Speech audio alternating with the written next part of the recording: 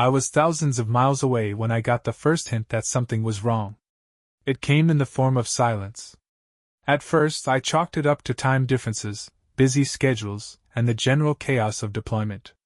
But the texts from Lisa, my wife, became less frequent, shorter. When she did respond, they felt distant, like they were written out of obligation rather than love. Lisa and I had been together for 6 years, married for 3. She was my rock through basic training, through every deployment. I trusted her completely. That trust kept me going when the days were long, and the nights were longer. But something had shifted. Then, there was the call. A buddy from back home, Ryan, reached out unexpectedly. "Man, I don't know how to tell you this, but you need to know. Lisa's been seen around town, with another guy." His voice was hesitant, like he didn't want to be the one to break me. My stomach dropped. I wanted to dismiss it. Rumors fly fast in small towns, and Lisa wasn't like that. But doubt crept in, whispering in the back of my mind. I asked Ryan for details. He gave me enough to make my hands shake. The guy had a name, Jake. Someone I used to know. I ended the call and sat in silence. The war around me suddenly seemed quieter compared to the battle starting inside my head. For days I tried to convince myself Ryan was wrong. Maybe it was a misunderstanding. Maybe Lisa had a reason. But the more I thought about it, the more the pieces started falling into place. The late responses, the vague excuses, the way she stopped saying, "I love you," first. I still had a few months left on my deployment, and there was nothing I could do from here. But I needed proof. So, I reached out to my sister Emily. She and Lisa had never been particularly close, but I knew she'd tell me the truth. Emily didn't hesitate. "I wasn't sure if I should tell you, but yeah, she's been seeing someone." I wanted to believe it was innocent, but then I saw them together. They weren't just friends. I clenched my jaw, trying to keep my emotions in check. "How long?" she sighed. "A few months, at least." A few months. That meant while I was here, in the desert, counting down the days to come home to her, she was with someone else. I felt sick. I thought about confronting Lisa, but what would that accomplish? Over the next few days, I went back and forth, anger, heartbreak, denial. I read through our old texts, looking for signs I missed. I wondered if she ever truly loved me or if I had just been convenient. Then, another thought hit me. What else had she been hiding? I spent the next few weeks in a fog. The weight of betrayal sat heavy on my chest, but I had to push it down. Out here, I couldn't afford distractions. My brothers in arms depended on me. I forced myself to focus, to shove Lisa and Jake to the back of my mind. But every night, when things quieted down, they came rushing back.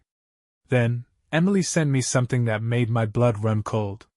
It was a picture. Lisa and Jake, walking out of a restaurant together, his hand on her lower back. It wasn't the kind of touch you'd give a friend. That was the moment I knew. There was no misunderstanding, no innocent explanation. My wife had betrayed me. And worse, she wasn't even trying to hide it. I still had time left before I could go home, and that time felt like a prison sentence. But I wasn't going to sit back and let this happen. If she thought she could play me for a fool while I was out here risking my life, she had another thing coming. I needed a plan. Not just for the confrontation, but for what came after. Lisa and I had a house together, savings, assets. If she was bold enough to cheat while I was deployed, I had to wonder, was she bold enough to try and take everything from me too? I started documenting everything. Every text, every picture Emily sent. I had to be ready. Because when I came home, I wasn't just coming back for answers, I was coming back for justice. The days dragged on, but I used that time wisely. I started researching everything: divorce laws, asset division, military protections for service members. I wasn't about to walk into this blind. If Lisa thought she could betray me and walk away with everything we built, she was in for a rude awakening. I confided in one of my superiors, a guy who had been through a nasty divorce himself. "Don't lose your temper when you get home," he warned. "Stay smart. Get a lawyer before you even set foot in that house. That advice stuck with me. I wasn't going to let my emotions get the best of me. I needed control. A month before my deployment ended, I stopped responding to Lisa's messages altogether. She noticed. Hey, is everything okay? She asked one day. You've been distant lately. Distant? The hypocrisy almost made me laugh. But I kept my cool. Just busy, I replied. I needed her to believe I was oblivious. I wanted her comfortable, thinking she had me wrapped around her finger. The more she underestimated me, the better. Emily kept me updated. Lisa and Jake were still seeing each other, but she was being more discreet now. Maybe she was starting to feel guilty. Maybe she just didn't want the wrong people finding out. It didn't matter. I had what I needed. When my deployment finally ended, I stepped off that plane with a new mission, ending my marriage on my terms. The moment my boots hit American soil, I felt a mix of exhaustion and adrenaline. I wasn't just coming home. I was walking straight into battle. But this time, the enemy was the woman who had once sworn to love me. I didn't go straight home. Instead, I went to see a lawyer first. His name was Mark Reynolds, a former JAG officer who knew exactly how to handle situations like mine. I laid everything out, Lisa's affair, the proof I had, the assets we shared. She doesn't know you're onto her? He asked. I shook my head. Not a clue. Mark nodded approvingly. That gives you the advantage. Here's what we're going to do. He explained that as a service member, I had protections under the Service Members Civil Relief Act. Lisa couldn't blindside me with legal action while I was deployed. And since I had proof of her infidelity, I could push for a favorable settlement, especially if she tried to play dirty. Then came the hardest part, facing her. I drove home, gripping the wheel so tight my knuckles turned white. When I pulled into the driveway, the house looked exactly the same. But it didn't feel like home anymore. Lisa came to the door, smiling like nothing had changed. You're back, she said, throwing her arms around me.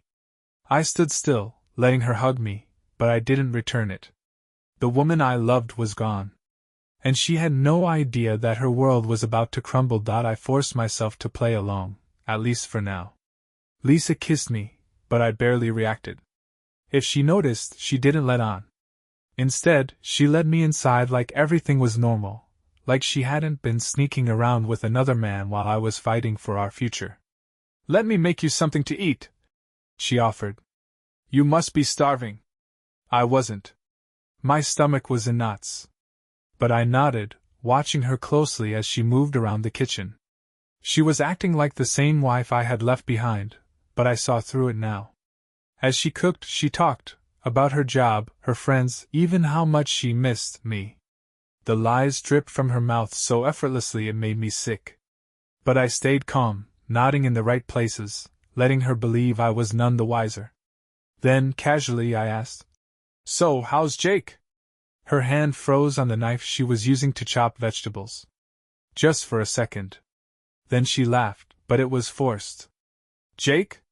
Jake who? I tilted my head, pretending to be confused. You know Jake. The guy you've been seeing while I was gone. The color drained from her face. Her mouth opened, then closed.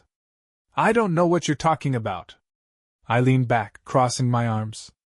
Don't lie to me, Lisa. I know everything. She swallowed hard, her eyes darting around like she was searching for an escape. For the first time since I came home, she looked scared. And that was exactly what I wanted. Lisa's hands trembled as she set the knife down. Babe, you're confused. Who's been feeding you these lies? I let out a short laugh, but there was no humor in it. Lies? Come on, Lisa. I've got pictures, texts, eyewitnesses. Do you really want to insult me by pretending I'm an idiot? She swallowed hard, her face shifting between panic and calculation. It's not what you think. She tried again. Jake and we're just friends. I pulled my phone from my pocket and scrolled to the pictures Emily had sent me. I turned the screen toward her. Friends? I asked. The image of Jake's hand resting on the small of her back was right there in plain view. Tell me, Lisa, do all your friends touch you like this? Do they take you out to dinner while your husband is deployed? Her face twisted in desperation. I made a mistake, okay? It just happened. It just happened. My voice was low, steady. Too steady. You didn't trip and land in his bed, Lisa. You chose this. Tears welled in her eyes, but I felt nothing. No sympathy, no sadness. The woman in front of me wasn't the same one I had married. Then, she did something I should have expected. We can fix this, she pleaded, stepping toward me. I still love you. I stepped back. No, you love having me. But you don't respect me. And I deserve better. She blinked, as if she hadn't expected me to say it. And then, her tears vanished, replaced with something colder. So what now? She asked, voice tight. I met her gaze, unflinching. Now? I'm filing for divorce. And just like that, the real battle began. Lisa's face twisted in anger, the tears vanishing as quickly as they had come. You're really going to throw everything away over one mistake? I scoffed. One mistake? Don't insult me, Lisa. This wasn't a mistake, it was a choice. Over and over again. While I was out there risking my life, you were sneaking around with him. Her jaw clenched. Fine. If that's how you want to play it, then I want half of everything. I expected that. I had already gone over this with Mark. I leaned against the counter, arms crossed. That's not how this works. Oh, really? She snapped. Last I checked, this house, our savings, everything, we built together. I smirked. And last you checked, adultery doesn't exactly help your case in a divorce settlement. She faltered for a moment, her eyes darting away. That was the moment she realized I had done my homework. She wasn't dealing with a clueless, heartbroken husband. I was prepared. I pulled a folder from my bag and tossed it onto the table.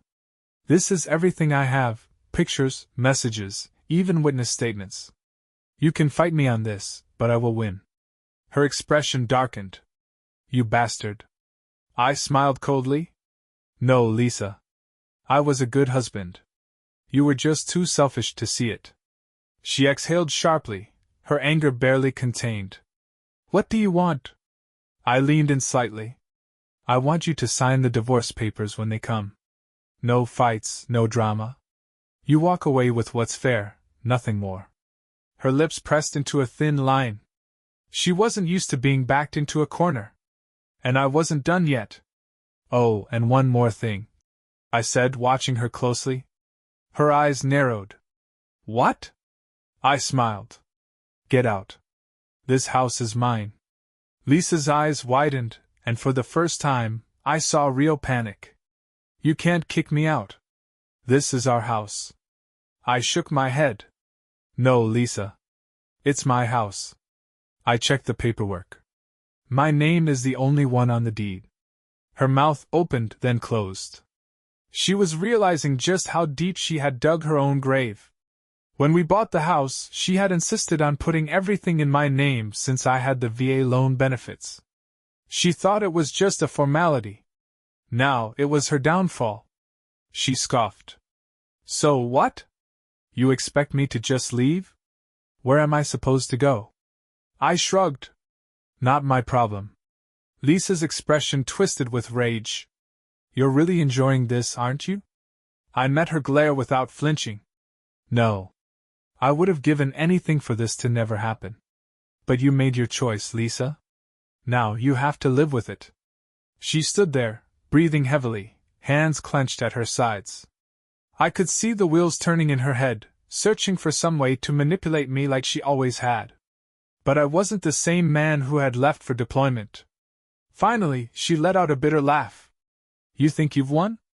I don't think, Lisa. I know. Her shoulders sagged slightly. She was beaten, and she knew it. Without another word, she turned and stormed upstairs. A few minutes later, I heard drawers slamming and bags being packed. I exhaled slowly. It was almost over. But I knew Lisa well enough to understand one thing. She wasn't going down without a fight. I stood by the door, arms crossed, listening as Lisa stomped around upstairs, shoving her belongings into bags. Every now and then, I'd hear a muffled curse or the sound of something being thrown. It didn't matter. She could break whatever she wanted. I'd already won. When she finally came downstairs, she had 2 suitcases in hand and fire in her eyes. "You'll regret this," she spat. I let out a slow breath, keeping my voice calm. "No, Lisa. The only thing I regret is trusting you." She scoffed, shaking her head. "You act like you're so much better than me. Like you're perfect." I didn't take the bait.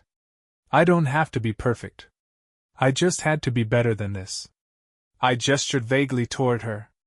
Her nostrils flared, and for a second, I thought she might throw something at me. But instead, she yanked the door open, dragging her bags behind her. She hesitated on the threshold, glancing back at me as if expecting me to stop her. I didn't. With a sharp exhale, she stepped outside. I watched as she threw her bags into her car, slammed the door, and sped off without looking back. The silence that followed was deafening. I stood there for a long moment, letting it sink in. The woman I had once loved, the life I had built with her, it was gone. But instead of feeling empty, I felt free. I locked the door behind me, exhaled, and finally, for the first time in months, allowed myself to smile. This was just the beginning.